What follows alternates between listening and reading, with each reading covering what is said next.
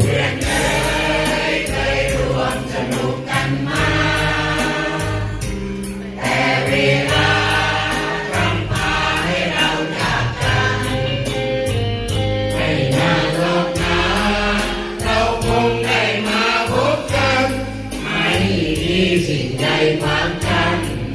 เพราะเรามันในสัญญา